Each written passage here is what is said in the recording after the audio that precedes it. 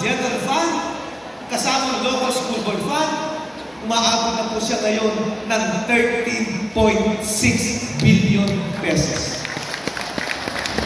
Times 5 to times 6. Mula po noong 2013. At ang maganda po rito, yung budget na inapunan nila for the year 2025, wala na pong allocation na pambayad sa utang dahil po wala pong utang kahit isang pusik ang lungsod ng Parañaque.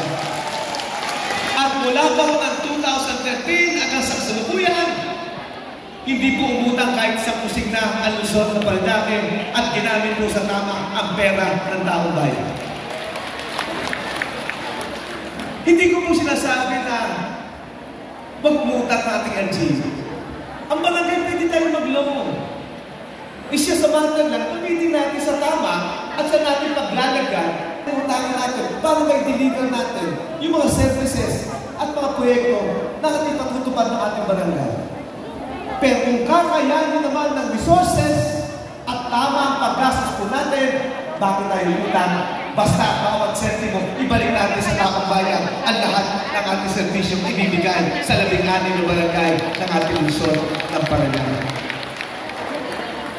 Mula pa ho ng 2013 hanggang 2022, kita po ninyo lahat nagkakasundo dito. Na kayo po naglagay po sa atin. Ang mayor, ang vice mayor, magkakasundo, nung si Kuya Edwin, si Kuya Rico, nagtatalo kami minsan. Minsan meron siyang posisyon na kami po'y nag-uusap. Pero at the end of the day, nagkakasundo. Ganun din po ang konsyal. Ganun din po si Joanne at si Kuya Eric, nag-uusap sila para po sa anong kagaganda po ng ating. Pero hindi po nagsisiraan, walang political mileage, na hindi gagawin ko kasi tataas ang popularity ng isa. Pero pantay-pantay.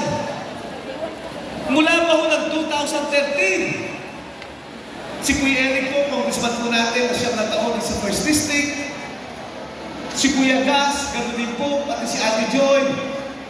Ang ganda po ng collaboration ng City Government ng Parañaque, ng congressman po natin, at kita-kita po natin yung babaan at lahat ng resulta na nangyari for the past 12-15 years dito sa lungsod ng Parañaque.